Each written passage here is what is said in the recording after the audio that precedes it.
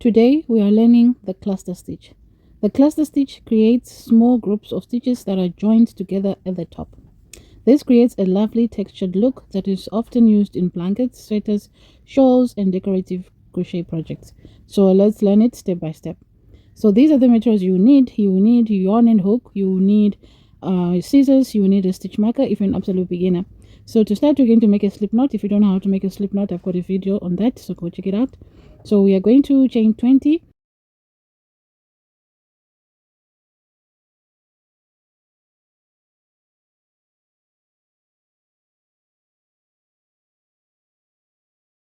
And after we are done chaining 20, we are going to look for the second chain, and we're going to insert our hook and make a single crochet.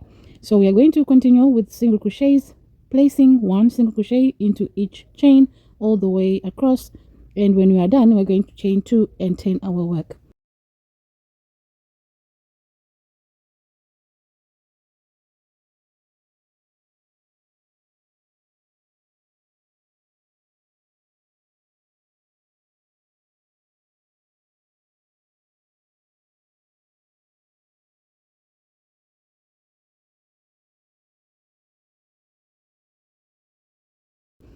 This foundation row gives us a stable base for our cluster stitches. So now, before we start, let's understand what a cluster stitch actually is. So the cluster stitch is made by beginning several double crochets but not finishing them individually. Instead, we join them all together at the top. So this is what creates the clustered appearance. So now once you're done, double crochet in the first stitch, right? Ignore the 2 chains we did. So we're going to just place a double crochet here right into the first stitch. And when you are done with your first double crochet, we are going to chain 1 and skip 1. Now we are going to make your first cluster stitch. So we are going to yarn over and begin like a double crochet, stop before the final step, repeat this 2 more times in the same stitch.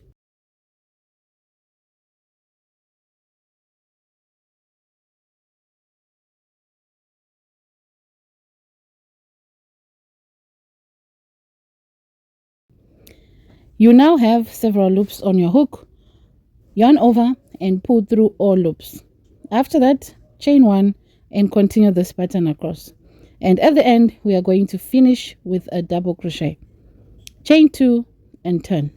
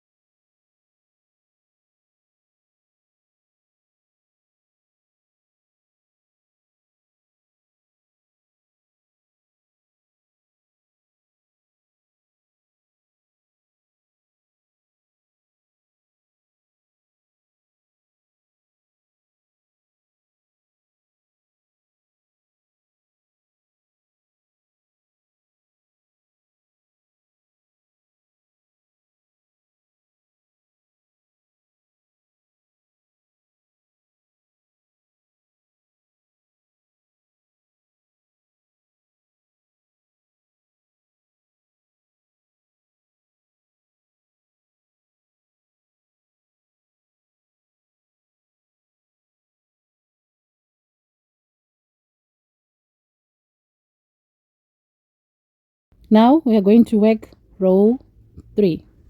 So we are going to work your cluster stitches into the chain 1 spaces. So instead of working into the cluster itself, we are working into the spaces because it keeps the pattern open and neat. So now we are going to repeat that across the row, and I'm just going to say the common mistakes that beginner faces, like pulling loops too tightly, forgetting the chain 1 spaces in between the clusters, or working into the cluster instead of the chain 1 space. So you need to be aware of these mistakes and make sure that you avoid them. So yeah, the cluster stitch is fantastic for adding texture and dimension to your crochet projects. Practice few rows and you will quickly become comfortable with it. And that's it. Don't forget to subscribe, like this video, and comment your thoughts below. Bye for now.